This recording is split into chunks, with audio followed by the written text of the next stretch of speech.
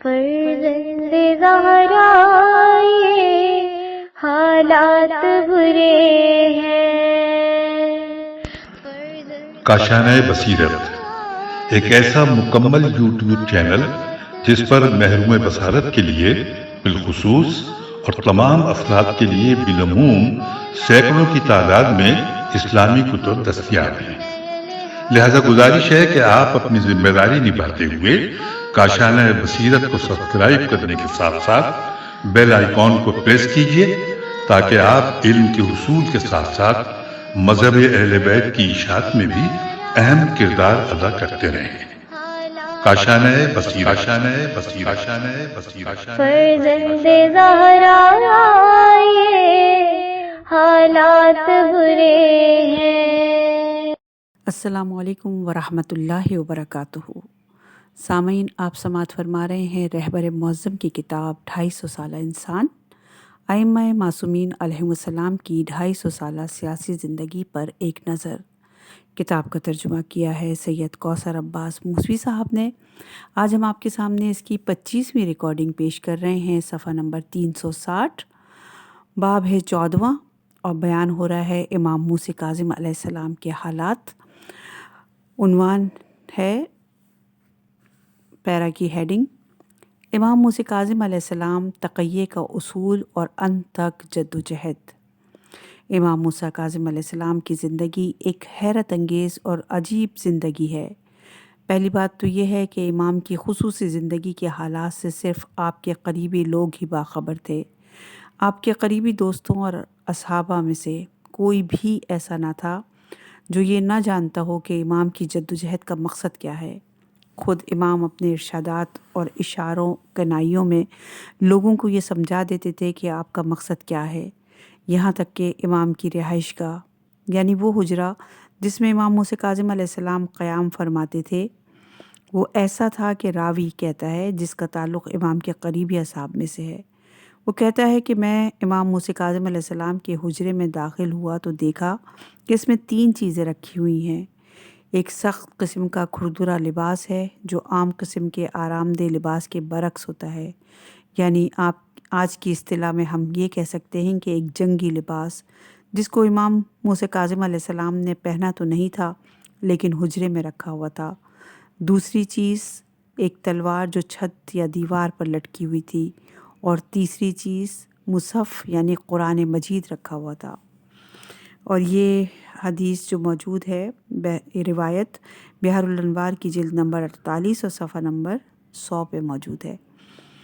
سامعین، غور کیجیے کہ امام موسیٰ کاظم علیہ السلام کے اس مخصوص حجرے میں جہاں آپ کے قریبی اصحاب کے علاوہ کوئی نہیں جا سکتا تھا، وہاں آپ نے کتنی خوبصورت چیزیں رکھی تھیں۔ یہ چیزیں خود بتاتی ہیں کہ یہ ایک نظریاتی قسم کے جنگجو مجاہد انسان کا حجرہ ہے۔ تلوار کی موجودگی اس بات کی علامت ہے کہ آپ جہاد کا ارادہ رکھتے ہیں۔ جنگی لباس کی موجودگی اس بات پر شاہد ہے کہ آپ کی زندگی ایک سخت قسم کی جنگی اور انقلابی زندگی ہے، اور قرآن مجید کی موجودگی اس بات کی نشاندہی ہے کہ آپ اپنی زندگی کو قرآنی اصولوں کے مطابق گزارنا چاہتے ہیں۔ بس اس مقصد کے حصول کے لیے ان وسائل سے استفادہ کرتے تھے جس کے نتیجے میں سختیاں اور تکالیف بھی جھیلتے تھے۔ امام کے دشمنوں کو بھی اس بات کا بخوبی علم تھا۔ امام موسیٰ کاظم علیہ السلام کی زندگی یعنی آپ کی امامت کا آغاز ایک مشکل ترین زمانے میں ہوا۔ میرے خیال میں امام زین العابدین علیہ السلام کے علاوہ دیگر اماموں کی زندگیوں میں ایسا سخت دور کبھی نہ آیا۔ جب 148 ہجری کو اپنے والد گرامی کی شہادت کے بعد امام موسیٰ کاظم علیہ السلام منصب امامت پر فائز ہوئے تو اس وقت صورتحال یہ تھی کہ بنو عباس اپنی خلافت کی ابتدا میں پیدا ہونے والی داخلی اختلافات اور آپس کی جنگوں سے فراغت پا چکے تھے۔ بڑے بڑے باغیوں جن کی طرف سے ان کی حکومت کو خطرات لاحق تھے، جیسے بنی الحسن، محمد بن عبداللہ حسن، ابراہیم بن عبداللہ حسن، اور امام حسن مجتبیٰ کی اولاد میں سے دیگر افراد کی جن کا شمار بنو عباس کی حکومت کے سخت مخالفین میں ہوتا تھا، ان سب کی سرکوبی کرتے ہوئے انہیں اپنا مطیع بنایا جا چکا تھا۔ بہت سے حکومت مخالفین کو قتل کر کے ان کی لاشوں کو ایک مخصوص جگہ پر جمع کیا گیا تھا، جس کے بارے میں منصور عباسی کے مرنے کے بعد پتہ چلا کہ اس نے بہت سی اہم حکومت مخالف شخصیات اور دیگر افراد کو قتل کر کے ان کی لاشوں کو ایک جگہ جمع کر رکھا ہے، جہاں ان کے ڈھانچے اس وقت بھی موجود تھے۔ منصور عباسی نے اپنے دور خلافت میں بنی الحسن، بنی ہاشم اور یہاں تک کہ خود اپنے قریبی رشتہ داروں میں سے بہت ساری اہم شخصیات قتل کرائی تھیں۔ ان کے ڈھانچوں سے ایک اسٹور بھر چکا تھا۔ منصور عباسی جب ان تمام افراد سے نمٹ چکا تو اب امام جعفر صادق علیہ السلام کی باری آئی اور اس نے آپ کو بھی زہر دے کر شہید کر دیا۔ امام جعفر صادق علیہ السلام کی شہادت کے بعد بنو عباس کی سیاسی زندگی میں اب کوئی رکاوٹ باقی نہیں رہی تھی۔ ایسے حالات میں جب منصور عباسی اپنے اقتدار کے عروج پر تھا، امام موسیٰ کاظم علیہ السلام کے دور امامت کا آغاز ہوا، جبکہ آپ ابھی نوجوان ہی تھے۔ تمام تر حفاظتی انتظامات کے ساتھ، یہاں تک کہ جو لوگ امام جعفر صادق علیہ السلام کے بعد یہ جاننا چاہتے تھے کہ امام وقت کون ہیں اور انہیں کس سے رجوع کرنا چاہیے، تو بڑی مشکل سے امام موسیٰ کاظم علیہ السلام تک پہنچ پاتے تھے۔ آپ انہیں یہ نصیحت فرماتے تھے کہ خبردار، ہوشیار رہنا، اگر دشمن کو معلوم ہو جائے کہ تم لوگ مجھ سے ملتے ہو، مجھ سے رابطے میں ہو اور مجھ سے اسلامی تعلیمات حاصل کرتے ہو، تو اس کا مطلب ہے قتل ہو جانا۔ بس امام موسیٰ کاظم علیہ السلام کچھ ایسے حالات میں منصب امامت پر فائز ہوئے اور اپنی جدوجہد کا آغاز فرمایا۔ اب اگر کوئی سوال کرے کہ امام موسیٰ کاظم علیہ السلام نے منصب امامت پر فائز ہونے کے بعد کس طرح جدوجہد کی، کون سا کارنامہ انجام دیا، کن لوگوں کو جمع کیا، کہاں کہاں تشریف لے گئے اور آپ کے 35 سالہ دور امامت میں کون سے واقعات رونما ہوئے، تو افسوس کے ساتھ کہنا پڑتا ہے کہ ان سوالات کا میرے پاس کوئی واضح جواب نہیں ہے، اور یہ چیز ایک ایسے شخص کے لیے انتہائی دکھ کی بات ہے جو صدر اسلام پر تحقیق کرتا ہو، کیونکہ اس حوالے سے ہمارے پاس کوئی چیز موجود نہیں، یعنی امام موسیٰ کاظم علیہ السلام کے 35 سالہ دور امامت کے حالات و واقعات مرتب اور مدون صورت میں موجود نہیں۔ میں یہ جو عرض کر رہا ہوں، اس حوالے سے کوئی کتاب نہیں لکھی گئی اور نہ کسی نے کوئی تحقیق کی، تو میرا مطلب یہ ہے کہ محققین کو یہ کام کرنا چاہیے، کیونکہ بہت سی پراگندہ اور بکھری ہوئی باتیں اور واقعات موجود ہیں جنہیں جمع کر کے ان سے بہت کچھ سیکھا جا سکتا ہے۔ پہلی بات تو یہ ہے کہ امام موسیٰ کاظم علیہ السلام کے 35 سالہ دور امامت میں بنو عباس کے 4 خلفاء نے حکومت کی۔ ان میں سے ایک منصور عباسی ہے جو امام کے پہلے 10 سالہ دور حکومت میں برسر اقتدار رہا۔ اس کے بعد اس کا بیٹا مہدی خلیفہ بنا، وہ بھی 10 سال تک اقتدار پر رہا۔ مہدی کے بعد اس کا بیٹا ہادی 1 سال تک منصب خلافت پر بیٹھا رہا، اور ہادی کے بعد ہارون رشید تقریباً 12 سال تک برسر اقتدار رہا۔ ہارون رشید سمیت ان تمام خلفاء کے دور حکومت میں امام موسیٰ کاظم علیہ السلام لوگوں کی امامت کی طرف توجہ دیتے رہے، اور ان چاروں خلفاء میں سے ہر ایک کسی نہ کسی طریقے سے امام موسیٰ کاظم علیہ السلام کو کوئی نہ کوئی تکلیف پہنچانے کی کوشش کرتا رہا۔ منصور دوانقی نے امام موسیٰ کاظم علیہ السلام کو بغداد طلب کیا، یعنی آپ کو اپنے گھر سے جلا وطن کر کے زبردستی بغداد بلا بھیجا۔ البتہ یہ جو باتیں میں عرض کر رہا ہوں، یہ امام موسیٰ کاظم علیہ السلام کی زندگی میں پیش آنے والے بعض واقعات ہیں۔ جب انسان آپ کے حیات مبارکہ کا بغور مطالعہ کرتا ہے تو معلوم ہوتا ہے کہ آپ کی زندگی اس قسم کے واقعات سے بھری ہوئی ہے۔ انہی واقعات میں سے ایک یہ ہے کہ آپ کو زبردستی مدینے سے بغداد لایا گیا۔ بغداد لانے کے بعد ایک عرصے تک آپ کو نظر بند رکھا گیا اور آپ پر بہت سختی کی گئی، جیسا کہ روایات سے بھی معلوم ہوتا ہے کہ آپ کو تنہا کر دیا گیا۔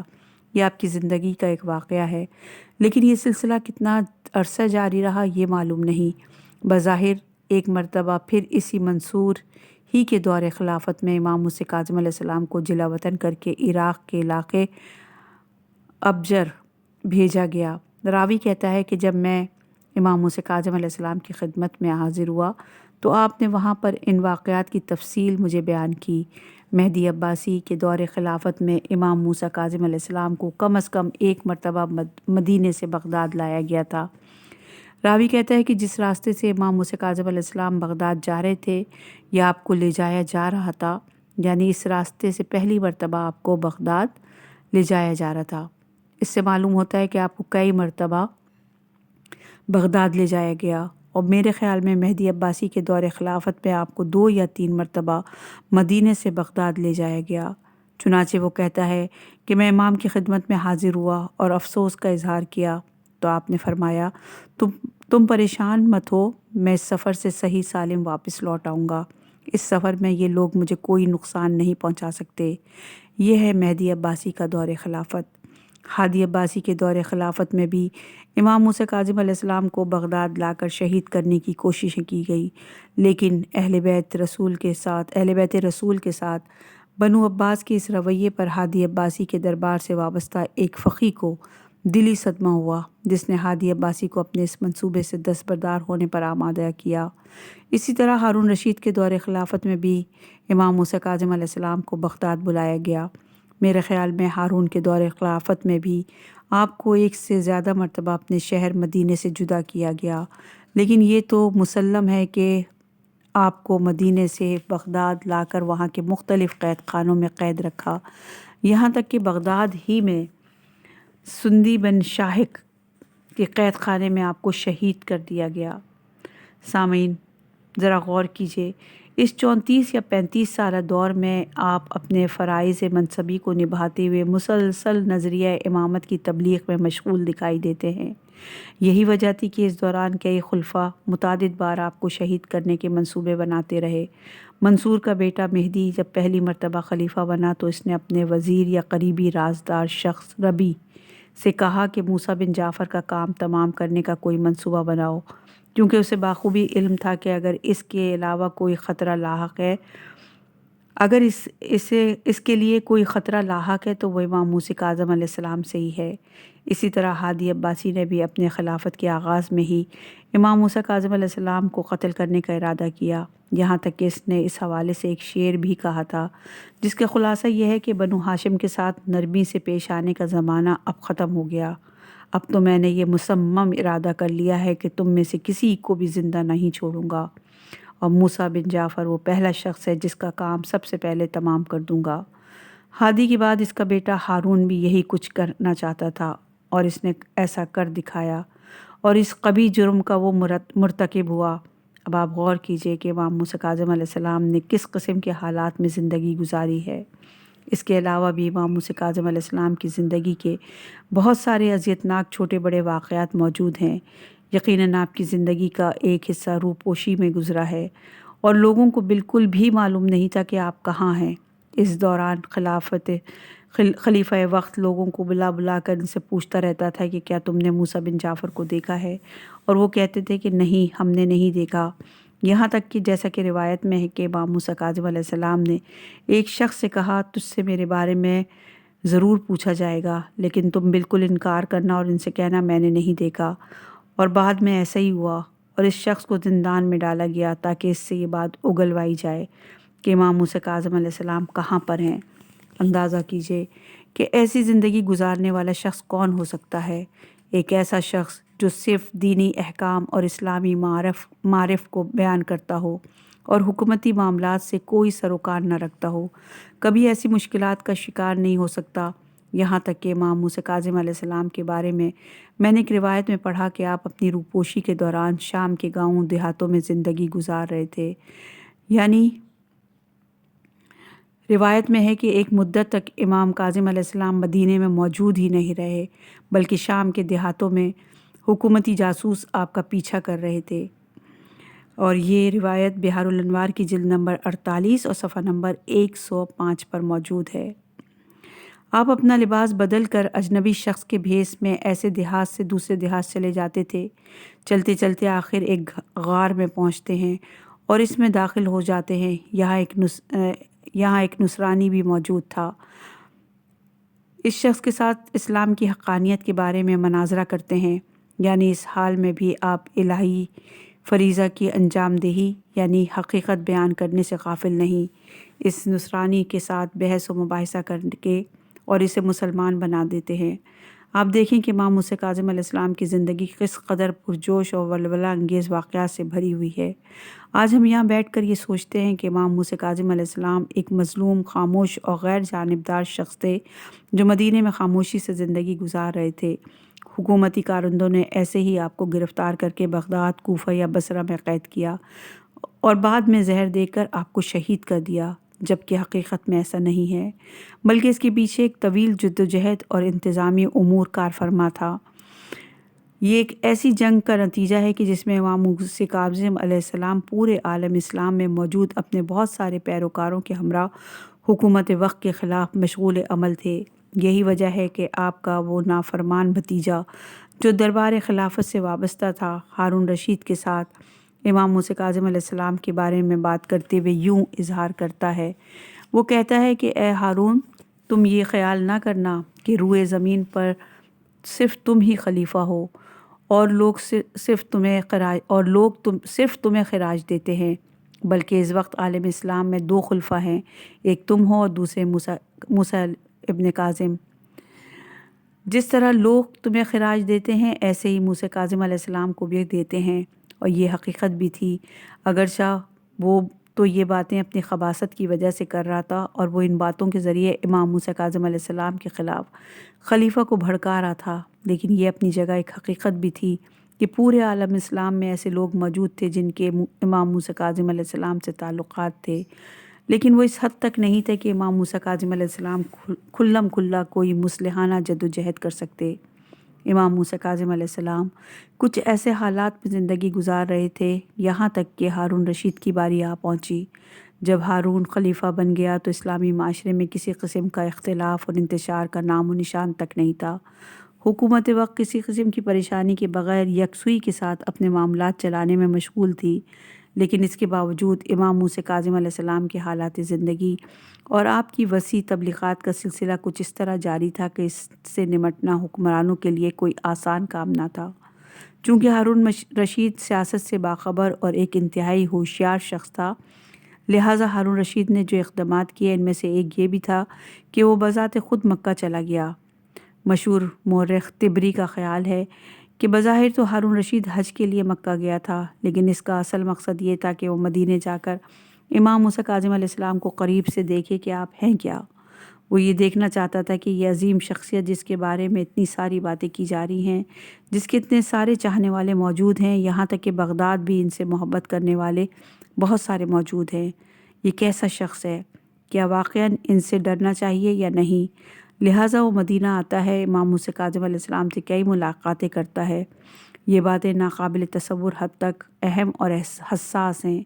ان میں سے ایک ملاقات مسجد الحرام میں ہوئی، جس میں بظاہر امام موسیٰ کاظم علیہ السلام ہارون کے ساتھ سختی سے پیش آتے ہیں۔ دونوں کے درمیان سخت باتوں کی تکرار ہوتی ہے، جس میں امام موسیٰ کاظم علیہ السلام لوگوں کی موجودگی میں ہارون کی شان و شوکت میں خاک میں ملا دیتے ہیں۔ اس وقت ہارون امام موسیٰ کاظم علیہ السلام کو نہیں پہچانتا تھا۔ اس کے بعد ہارون مدینہ آتا ہے اور وہاں بھی امام موسیٰ کاظم علیہ السلام کے ساتھ کئی ملاقاتیں کرتا ہے۔ یہ ملاقاتیں انتہائی اہمیت کی حامل ہیں۔ میں اس حد تک اشارہ کرنے پر اکتفا کرتا ہوں تاکہ جو لوگ اہل مطالعہ اور اہل تحقیق ہیں وہ اس قسم کے مسائل میں دلچسپی رکھتے ہیں اور ان مسائل پر تحقیق کریں اور ان کی بنیادوں تک پہنچ جائیں۔ یہ کہ ہارون رشید ان ملاقاتوں میں وہ سارے کام کرتا ہے جو کسی مخالف شخص کو رام کرنے، نیز ایک حقیقی مجاہد کو زیر کرنے کے لیے ضروری ہوتا ہے، یعنی دھمکی، لالچ، دھوکہ دہی وغیرہ۔ ہارون رشید خلیفہ بننے کے بعد پہلی مرتبہ مدینہ آیا تو اس نے امام موسیٰ کاظم علیہ السلام کو بڑی عزت دی اور آپ کا احترام کیا۔ اس سلسلے میں مامون کی زبانی ایک مشہور واقعہ بھی ہے۔ وہ کہتا ہے کہ جب ہم مدینے گئے تو ایک دفعہ امام موسیٰ کاظم علیہ السلام ایک گدھے پر سوار ہو کر اس محل میں پہنچے جہاں میرے والد ہارون نے قیام کر رکھا تھا، اور جب امام موسیٰ کاظم علیہ السلام سواری سے اترنے لگے تو ہارون نے قسم دے کر کہا کہ نہیں، آپ میری مسند تک اپنی سواری پر ہی تشریف لائیں۔ چنانچہ آپ اپنی سواری پر ہی ہارون کی مسند تک چلے آئے۔ اس کے بعد ہارون انتہائی عزت و احترام کے ساتھ آپ کے ساتھ پیش آیا، اور اس کے بعد جب آپ جانے لگے تو آپ سے کہا کہ تم سب امام موسیٰ کاظم علیہ السلام کی سواری کی رکاب تھامے رکھو، البتہ دلچسپ بات یہ ہے کہ مامون اپنی اسی روایت میں کہتا ہے کہ میرے باپ ہارون نے سب کو 5 سے 10 ہزار دینار دیے، امام موسیٰ کاظم علیہ السلام کو صرف 200 دینار دیے، جبکہ اس سے پہلے ہارون نے امام سے حوال پرسی کی تھی تو آپ نے کہا تھا کہ چونکہ میری اولاد زیادہ ہے جس کی وجہ سے بے شمار مسائل ہیں اور مالی حالات بھی صحیح نہیں۔ ہارون کے ساتھ امام کی یہ گفتگو بھی بڑی دلچسپ ہے۔ میری نظر میں ہارون رشید کے ساتھ امام موسیٰ کاظم علیہ السلام کی اس قسم کی گفتگو میرے لیے بالکل واضح اور قابل فہم ہے۔ کسی انسان کے لیے کیوں کر ممکن ہے کہ وہ ہارون جیسے شخص سے اپنے مسائل بیان کرے اور کہے کہ جی ہاں ہماری مالی حالت خراب ہے، گزر بسر نہیں ہو رہا، اور اس قسم کی باتوں کا مطلب کسی سے اپنی حاجت طلب نہیں، بلکہ اگر جو شخص ایسے تجربات سے گزر چکا ہو بخوبی سمجھ سکتا ہے کہ ان باتوں کا مطلب کیا ہوتا ہے۔ میں جانتا ہوں کہ آپ میں سے بہت سارے لوگوں نے شاہی دور حکومت کے ان مشکل ایام میں اس قسم کے بہت سے طریقے اپنائے ہوں گے، اس لیے یہ باتیں آپ لوگوں کے لیے بالکل قابل فہم ہیں۔ اب جب امام موسیٰ کاظم علیہ السلام ہارون سے اس طرح کی باتیں کرتے ہیں تو اس کا تقاضا تو یہ ہے کہ ہارون کو چاہیے کہ امام سے کہتے ہوئے کہ اگر آپ کو یہ پریشانیاں درپیش ہیں تو یہ لیجئے 50,000 دینار آپ کی خدمت میں حاضر ہیں، لیکن اس نے ایسا نہیں کیا بلکہ صرف 200 دینار امام کی خدمت میں پیش کیے۔ مامون کہتا ہے کہ بعد میں نے اپنے باپ ہارون سے پوچھا کہ آپ نے کیوں ایسا کیا، تو ہارون نے کہا اگر میں نے اس سے زیادہ دینار دیتا تو اس کا مطلب یہ ہوتا کہ وہ ان پیسوں سے ہاتھوں میں تلواریں لیے بیٹھے ہوئے خراسانیوں کو میرے خلاف منظم کرتے اور 2 لاکھ لوگوں کو لے کر مجھ پر حملہ آور ہو جاتے۔ یہ تھے امام موسیٰ کاظم علیہ السلام کے بارے میں ہارون کے تاثرات و خیالات۔ اس کے اپنے اعتبار سے یہ خیالات صحیح بھی تھے۔ اب بعض لوگ یہ خیال کرتے ہیں کہ ہارون کے پاس مختلف لوگوں نے امام کی چغلی کی تھی، اس وجہ سے وہ اس طرح کے خیالات رکھتا تھا، لیکن ایسا نہیں، بلکہ یہ ایک حقیقت تھی، کیونکہ اس دور میں امام موسیٰ کاظم علیہ السلام ہارون رشید کے خلاف جہاد میں مشغول تھے۔ اس وقت آپ کے پاس پیسے ہوتے تو ایسے بہت سارے لوگ موجود تھے جو امام کے ہم رکاب ہو کر حکمرانوں کے خلاف جنگ کے لیے تیار تھے۔ اس کی بہت سی مثالیں ہمارے ائمہ معصومین علیہ السلام کے علاوہ دوسری حکومت مخالف عناصر کے ہاں ملتی ہیں، جیسا کہ ہارون نے پہلے موسیٰ الہادی کے دور خلافت میں حسین بن علی یعنی شہید فقہ اور دوسرے لوگوں کی تحریکیں اس بات کی واضح علامت ہیں، تو آپ اندازہ لگائیے کہ اگر ائمہ معصومین حکمرانوں کے خلاف قیام فرماتے تو اس صورت میں کتنے لوگوں کو اپنے ارد گرد جمع کرتے۔ اس نقطے کو ہارون اچھی طرح سمجھتا تھا۔ ہارون رشید نے امام موسیٰ کاظم علیہ السلام کے ساتھ اپنی ان ملاقاتوں میں جن امور پر بات چیت کی، ان میں ایک فدق کا معاملہ بھی تھا۔ وہ کہتا ہے کہ آپ بنو ہاشم فدق سے محروم ہو گئے ہیں اور آل علی نے فدق کو آپ سے چھین لیا ہے، اب میں اسے آپ لوگوں کو واپس لوٹانا چاہتا ہوں۔ آپ بتائیں کہ فدق کہاں تک ہے اور اس کی حدود کیا ہے تاکہ میں اسے آپ لوگوں کو لوٹا سکوں۔ ظاہر ہے کہ یہ فدق کے نام پر ایک دھوکہ اور فریب تھا۔ وہ چاہتا تھا کہ اہل بیت کے غضب شدہ حق انہیں واپس دلانے کے بہانے لوگوں کے ذہنوں میں اپنے بارے میں اچھے تاثرات پیش کرے۔ امام موسیٰ کاظم علیہ السلام نے ہارون سے فرمایا بہت اچھا، اب تم فدق ہمارے حوالے کرنا چاہتے ہو تو میں اس کی حدود بیان کرتا ہوں۔ امام نے فدق کی حدود بیان کرنا شروع کی۔ اس زمانے کے پورے اسلامی مملکت کو فدق کی حدود میں شامل قرار دیتے ہوئے فرمایا کہ فدق یہ ہے، یعنی کیا تم یہ سمجھتے ہو کہ اس وقت بھی ہمارا دعویٰ صرف ایک ایسے باغ پر تھا جس میں چند ایک کھجور کے درخت لگے ہوئے تھے؟ یہ تمہاری خام خیالی ہے۔ یاد رکھو اس وقت بھی ہمارا دعویٰ صرف ایک باغ پر نہیں تھا، بلکہ مسئلہ پیغمبر اکرم صلی اللہ علیہ وآلہ وسلم کی خلافت کا تھا، مسئلہ حکومت اسلامی کی رہبری اور قیادت کا تھا۔ لیکن اس دور کے لوگوں کے خیال میں جو چیز ہمیں خلافت سے محروم کر سکتی تھی وہ فدق کو ہم سے چھین لینا تھا، اس لیے ہم اس کے مقابلے میں مزاحمت کرتے تھے، اور آج ہماری جس چیز کو تم نے غصب کر رکھا ہے وہ صرف باغ فدق نہیں جس کی کوئی اہمیت نہیں، بلکہ وہ پورا اسلامی مملکت۔ لہٰذا امام موسیٰ کاظم علیہ السلام مملکت اسلامی کی حدود ارباب کو بیان کرتے ہوئے فرماتے ہیں کہ فدق یہ ہے، اب اگر تم فدق واپس لوٹانا چاہتے ہو تو اسے ہمارے لیے حوالے کر دو۔ یعنی آپ نے واضح الفاظ میں مملکت اسلامی کی قیادت اور رہبری اور خلافت کا دعویٰ کیا۔ چنانچہ واقعہ یوں ہے کہ ہارون نے کہا آپ فدق کی سرحدیں معین فرمائیں تاکہ میں اسے آپ کو واپس لوٹا دوں۔ امام موسیٰ کاظم علیہ السلام نے شروع میں تو اس کام سے انکار کیا، لیکن جب ہارون کا اصرار بڑھا تو آپ نے فرمایا میں اس کی اصلی حدود کے ساتھ ہی لوں گا۔ ہارون کہتا ہے بہت اچھا، آپ حدود کو معین تو کیجئے۔ بہت دلچسپ بات ہے کہ آپ فدق کی حدود بیان کرتے ہوئے فرماتے ہیں اس کی پہلی سرحد عدن ہے۔ یہ مدینہ یا بغداد میں بیٹھے ہوئے باتیں کر رہے ہیں۔ آپ نے فرمایا اس کی پہلی حد عدن ہے جو جزیرۃ العرب کے آخری سرحد ہے۔ یہ سن کر ہارون کے چہرے کا رنگ بدل گیا۔ اس نے کہا تعجب ہے۔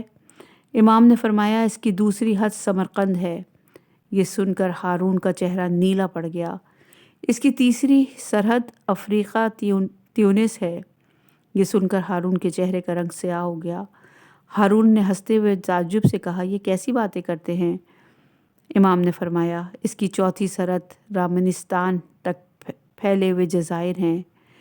یہاں ہارون نے کہا اس طرح تو ہمارے لیے کوئی چیز باقی نہیں رہتی، پھر تو آپ آئیے اور میری جگہ بیٹھ جائیے۔ امام علی مقام نے فرمایا میں نے تو تم سے کہا تھا کہ اگر میں اس فدق کی سرحدیں معین کروں گا تو تم اسے واپس نہیں لوٹاؤ گے۔ اس کے بعد ہارون نے امام کو قتل کرنے کا فیصلہ کر لیا۔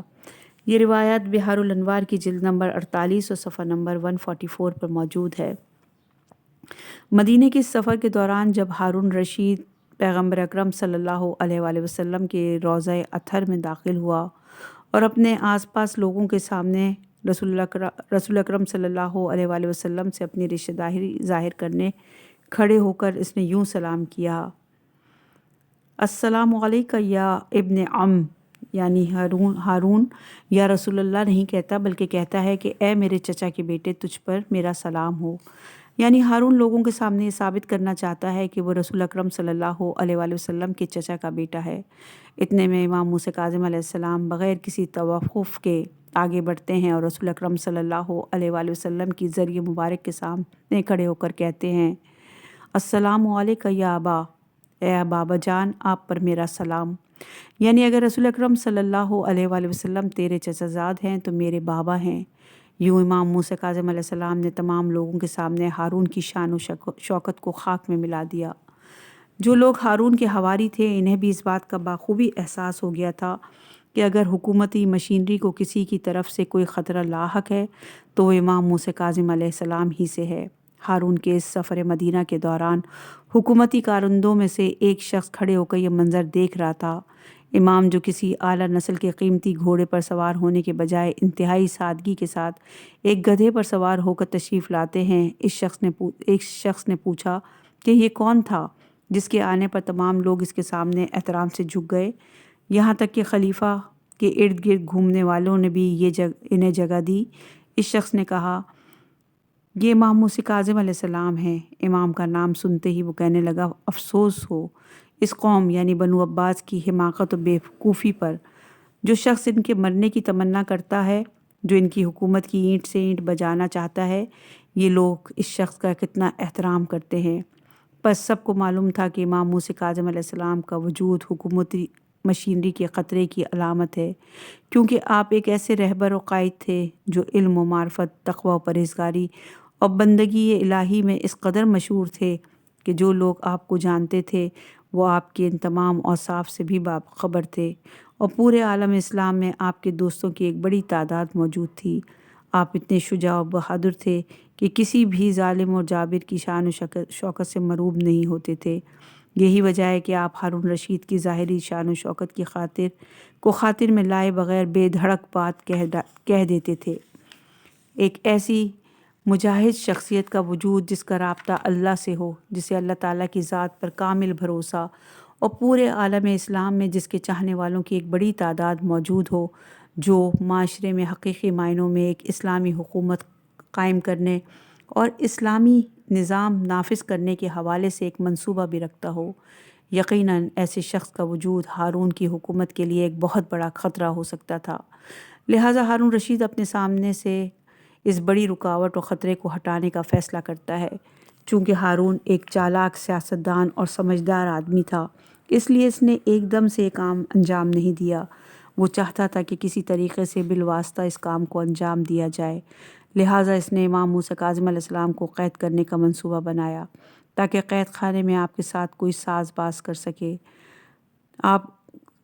قید خانے میں آپ کے ساتھ کوئی ساز باز نہ کر سکے، آپ کو کوئی عہدہ دے کر یا ڈرا دھمکا کر اپنے سامنے سر تسلیم خم کرنے پر مجبور کر سکے۔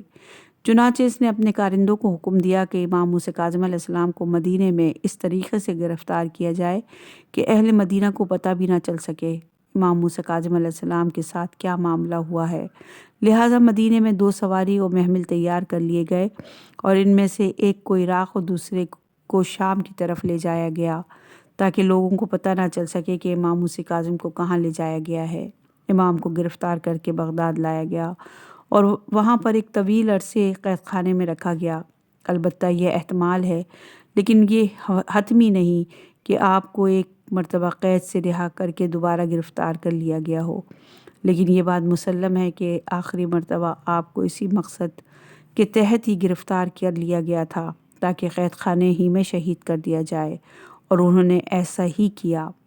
البتہ امام موسیٰ کاظم علیہ السلام کی شخصیت قید خانے میں بھی ایک ایسی مشعل کی مانند تھی جو اپنے تمام اطراف کو روشن کرتی ہے۔ آپ توجہ کیجئے، سچی بات تو یہ ہے کہ اسلامی فکری تحریک اور قرآن کی نظر میں جہاد کبھی نہیں رکتا، یہاں تک کہ مشکل ترین حالات میں بھی وہ جاری و ساری رہتا ہے۔ یہ وہی کام ہے جسے امام موسیٰ کاظم علیہ السلام نے انجام دیا۔ اس سلسلے میں بے شمار احادیث اور روایات موجود ہیں۔ انہی روایات میں سے ایک انتہائی دلچسپ روایت یہ ہے کہ جیسا کہ آپ جانتے ہیں کہ مشہور زندان بان سندی بن شاہک ایک انتہائی طاقتور سنگ دل بنو عباس کا پالتو اور خلافتی مشینری کا وفادار شخص تھا۔ امام موسیٰ کاظم علیہ السلام اسی شخص کے قید خانے میں تھے جس نے آپ کو اپنے گھر کے زیر زمین ایک انتہائی تنگ و تاریک کمرے میں قید کر رکھا تھا۔ سندی بن شاہک کے اہل خانہ ہر روز کسی نہ کسی وقت قید خانے کا جائزہ لیتے تھے، جس کی وجہ سے امام موسیٰ کاظم علیہ السلام کی طرز زندگی نے انہیں حیرت زدہ و متاثر کر دیا تھا، اور ان لوگوں کے دلوں میں اہل بیت اطہار کی محبت زندہ ہو گئی تھی۔ اسی سندی بن شاہک کی اولاد میں سے کشاجم نامی شخص کا شمار تشیع کے بزرگوں میں ہوتا ہے۔ تمام تاریخ نویسوں نے لکھا ہے کہ کشاجم اپنے زمانے کے مشہور ادبا، شعراء اور اہل تشیع بزرگان میں سے تھے، یعنی ان کا نام کشا جم سندی تھا اور سندی بن شاہک کی نسل سے تھا۔ یہ امام موسیٰ کاظم علیہ السلام کا طرز زندگی ہے جسے آپ نے قید خانے میں اختیار کر رکھا تھا۔ البتہ اس دوران بھی حکمران آپ کو ڈرانے دھمکانے اور طمع اور لالچ کے ذریعے اپنا مطیع اور فرمانبردار بنانے کی کوشش کرتے رہے، لیکن آپ خوف الہی، لطف الہی اور اپنے پروردگار کی ذات بابرکت پر بھروسے کے ذریعے حکمرانوں کے مقابلے میں ڈٹے رہے، اور یہی آپ کی ثابت قدمی ہے جس کی وجہ سے آج بھی دین اسلام اور قرآن محفوظ ہے۔ یہ یاد رکھیں کہ ظلم و جور، فسق و فجور کے مقابلے میں ہمارے ائمہ معصومین کی استقامت ہی کے نتیجے میں حقیقی اسلام آج تک باقی ہے۔ آج عالم اسلام یا عالم انسانیت کے سامنے اسلام، قرآن و سنت نام کی کوئی چیز باقی ہے تو چاہے وہ اہل تشیع کی کتابوں میں ہو یا اہل سنت کی، یہ سب کچھ ائمہ معصومین کی 250 سالہ انتھک جدوجہد اور جہاد ہی کی مرہون منت ہے، ورنہ بنو عباسیہ، بنو عباس کے دور کے ضمیر فروشوں، اہل قلم اور خطبہ نے اسلامی تعلیمات میں اتنے انحرافات کیے تھے کہ 1-2 صدی کے بعد اسلام کا نام و نشان بھی باقی رہنا مشکل تھا۔ کوئی قرآن باقی نہیں رہتا، اور اگر باقی بچتا بھی تو وہ صحیح و سالم نہ ہوتا بلکہ تحریف شدہ ہوتا۔ تاریخ اسلام کے لہراتے پرچم، یہ نور افشاں مشعل، یہ اونچے اور روشن مینارے کہ جن کے صبر و استقامت نے اسلام کی روشنی کو اس طرح دنیا میں پھیلایا کہ جو لوگ باطل کے اندھیرے میں حقائق کو مس کرنا چاہتے تھے، جو معاشرے کو تاریکی میں ڈبونا چاہتے تھے، وہ اپنے اس ہدف میں مکمل طور پر ناکام رہے۔ ائمہ معصومین علیہ السلام کے شاگردوں میں صرف شیعہ ہی نہیں بلکہ تمام اسلامی فرقوں کے لوگ شامل تھے، یعنی ائمہ اطہار کے شاگردوں میں بہت سے ایسے لوگ بھی موجود تھے جو شیعہ عقائد کے حامل نہیں تھے، لیکن وہ ائمہ معصومین علیہ السلام سے تفسیر قرآن اور حدیث کا درس لیتے تھے، لہٰذا ائمہ اطہار کے صبر و استقامت نے آج تک اسلام کو زندہ رکھا ہے۔ آخرکار امام موسیٰ کاظم علیہ السلام کو قید خانے میں زہر دے کر شہید کر دیا گیا۔ ائمہ اطہار علیہ السلام کی تاریخ کے تلخ ترین واقعات میں سے ایک امام موسیٰ کاظم علیہ السلام کی شہادت بھی ہے۔ البتہ حکمران اس واقعے پر بھی پردہ ڈالنا چاہتے تھے، اس لیے آپ کی زندگی کے آخری دنوں میں سندی بن شاہک بغداد کے بعض مشہور افراد کو آپ کی خدمت میں بلا کر کہتا ہے کہ آپ لوگ دیکھیں کہ موسیٰ بن جعفر بالکل ٹھیک ٹھاک ہیں، انہیں کسی بھی قسم کی کوئی پریشانی نہیں ہے۔ اس موقع پر آپ بغداد کے اکابرین سے مخاطب ہو کر فرماتے ہیں، جی ہاں، آپ لوگوں کو یہ بھی معلوم ہونا چاہیے کہ انہوں نے مجھے زہر دیا ہے۔ ان ظالموں نے امام کو اس حالت میں زہر دے کر شہید کر دیا جب آپ کے ہاتھ اور گردن طوق و زنجیروں سے جکڑے ہوئے تھے، اور اسی حالت میں آپ کی روح پر فتوح نے قید خانے میں ملکوت الاعلیٰ کی طرف پرواز کی، لیکن اس کے باوجود ظالم حکمران آپ سے ڈرتے تھے۔ یہی وجہ ہے کہ جب قید خانے سے آپ کا جنازہ باہر نکالا جا رہا تو یہ اعلان کرتے جا رہے تھے کہ یہ اس شخص کا جنازہ ہے جس نے حکومت وقت کے خلاف بغاوت کی تھی، تاکہ آپ کی شخصیت اور کردار کو لوگوں کی نظروں کے سامنے داغدار کیا جا سکے۔ اس وقت حکومتی مشینری کے لیے حالات اس قدر مخدوش ہو چکے تھے کہ حکومتی عہدوں پر فائز افراد میں سے ایک شخص سلیمان بن جعفر بن منصور عباسی، یعنی ہارون رشید کا چچا زاد بھائی، جس کا شمار بنو عباس کے اہم افراد میں ہوتا تھا، نے جب دیکھا کہ اس صورت میں تو ان کی مشکلات میں اضافہ ہو سکتا ہے، تو اس نے ایک نئے منصوبے کو اپنے ذمے لیا، اور اس نے امام موسیٰ کاظم علیہ السلام کے جسد مطہر کو ایک قیمتی کفن پہنایا اور جنازے کو انتہائی عزت و احترام کے ساتھ کوفے کے نزدیک اس مقام پر، جسے ہم آج کاظمین کے نام سے جانتے ہیں، دفنا دیا۔ یوں امام موسیٰ کاظم علیہ السلام کی جدوجہد اور جہاد سے بھرپور زندگی اپنے اختتام کو پہنچ گئی۔